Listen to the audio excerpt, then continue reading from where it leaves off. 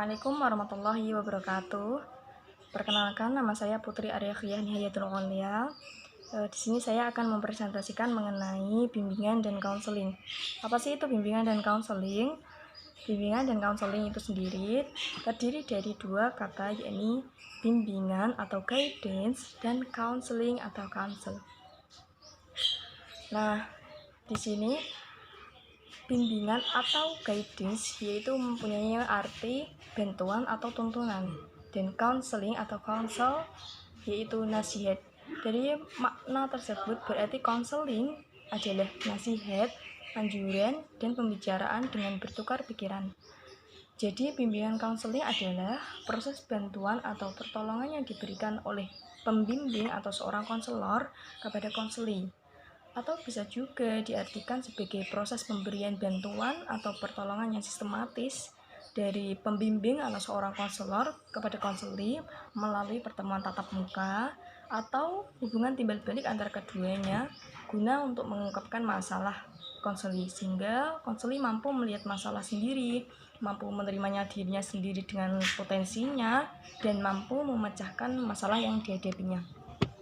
Nah, tujuan dari bimbingan konseling sendiri itu apa sih? Dan tujuan dari bimbingan konseling itu sendiri adalah: 1. Membantu mengembangkan kualitas kepribadian individu yang dibimbingnya. 2. Yakni membantu mengembangkan kualitas kesehatan mental klien.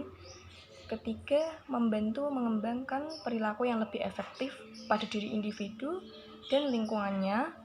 Dan 4 adalah membantu klien menanggulangi problema hidup dan kehidupannya secara mandiri. Nah, bimbingan konseling itu sendiri juga mempunyai beberapa landasan. Di antaranya ada landasan filosof, landasan religius, landasan psikologis, landasan sosial budaya, landasan ilmiah dan teknologi, dan landasan pedagogis. Nah, sini landasan filosof. Filosof itu apa sih? Filosof itu sering diartikan sebagai kebijaksanaan.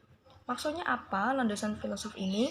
Yakni pelayanan bimbingan dan konseling merupakan serangkaian kegiatan atau tindakan yang semuanya diharapkan merupakan tindakan yang bijaksana. Pemikiran filosof sendiri sering berguna bagi seorang konselor, membantu dalam memahami situasi konseling dan dapat membuat keputusan yang tepat. Oleh karena itu, unsur kebijaksanaan di sini sangat berpengaruh terhadap penyelesaian masalah konseling tersebut. Nah, kedua yakni landasan religius. Landasan religius ini memiliki beberapa keyakinan. 1. Diantaranya keyakinan bahwa manusia dan seluruh alam semesta adalah makhluk Allah. 2. Sikap yang mendorong perkembangan dan kehidupan manusiaan berjalan dengan arah dan sesuai dengan kaidah agama.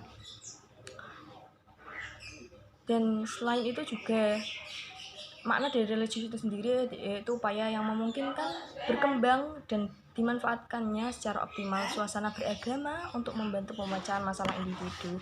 Jadi kalau landasan religius ini sendiri lebih dikaitkan dengan masalah peragamaan mereka guna untuk mendekatkan diri lebih kepada Allah Subhanahu wa taala. Selanjutnya yakni landasan psikologis. Landasan psikologis ini mempunyai beberapa makna, yaitu memberikan pemahaman tentang perilaku individu yang menjadi sasaran layanan. Hal ini penting karena garapan BK sendiri itu adalah perilaku klien yang harus dikembangkan dan harus diubah untuk memecahkan masalah yang dihadapinya. Selanjutnya yakni landasan sosial budaya.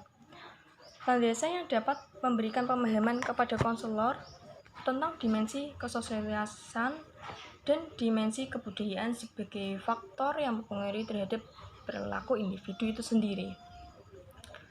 Ya, dan selanjutnya yakni ada juga landasan ilmiah dan teknologi.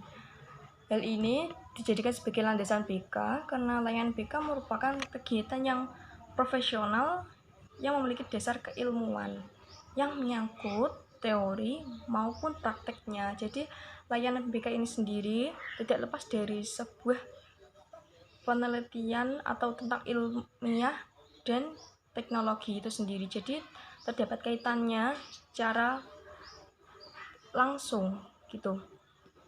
Selanjutnya ada yang terakhir adalah landasan pedagosis. Landasan pedagosis ini makna dari landasan ini sendiri adalah pendidikan sebagai upaya pengembangan individu dan bimbingan merupakan satu bentuk kegiatan pendidikan. Jadi antara pendidikan dan bimbingan itu sendiri dapat keterkaitan antara satu dengan yang lainnya. Selain itu juga pendidikan sebagai inti proses bimbingan dan konseling, dan pendidikan lebih lanjut sebagai tujuan layanan bimbingan dan konseling.